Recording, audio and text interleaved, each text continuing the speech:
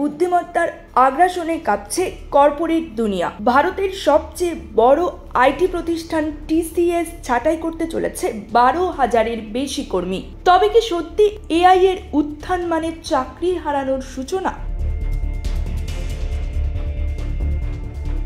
ভারতের সবচেয়ে বড় তথ্য প্রযুক্তি পরিষেবা প্রদানকারী প্রতিষ্ঠান টাটা কনসালটেন্সি সার্ভিসেস আগামী বছরের মার্চের মধ্যে 12,000-এর বেশি কর্মী ছাঁটাই করতে চলেছে। কর্মীর সংখ্যার এই বিপুল হ্রাস আন্তর্জাতিক কর্পোরেট মহলে রীতিমতো চমক তৈরি করেছে। টিসিএস এর সিইও কে কৃত্তি বাসন এক সাক্ষাৎকারে জানিয়েছেন, তাদের প্রতিষ্ঠান 2026 অর্থ বছরে কর্মীর সংখ্যা 2% কমানোর সিদ্ধান্ত নিয়েছে।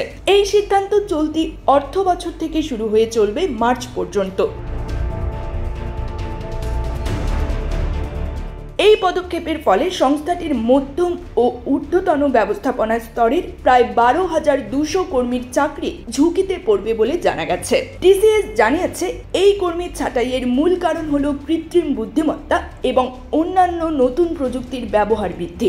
একই সঙ্গে সংস্থাটি নতুন বাজারে প্রবেশ করছে এবং বিশ্বজুড়ে প্রযুক্তির চাহিদা অনিশ্চিত থাকায় এই সিদ্ধান্ত নেওয়া হয়েছে।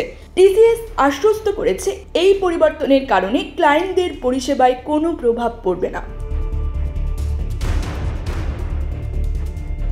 এই পদক্ষেপের পেছনে কৃত্রিম বুদ্ধিমত্তাকে প্রধান কারণ হিসেবে তুলে ধরেছেন প্রতিষ্ঠানটির শীর্ষ কর্তা কে কৃত্তি বাসন। তার দাবি, এআই প্রযুক্তির দ্রুত অগ্রগতির ফলে কাজের ধরন বদলে গেছে এবং নতুন প্রযুক্তির সঙ্গে খাপ খাওয়াতে গিয়ে অনেক ক্ষেত্রে কর্মীর প্রয়োজন ফুরিয়ে আসছে।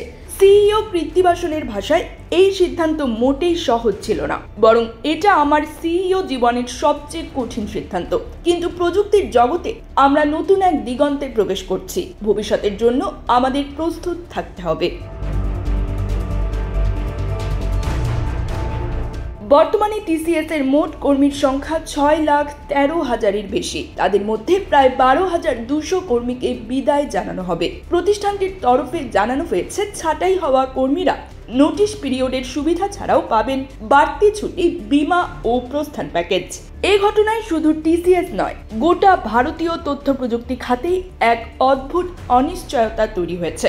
ভারতের $223 বিলিয়ন তথ্য প্রযুক্তি খাত বর্তমানে বেশ কিছু চ্যালেঞ্জের সম্মুখীন। এর মধ্যে এমন গণছাঁটাই নিঃসন্দেহে এক সতর্ক সংকেত।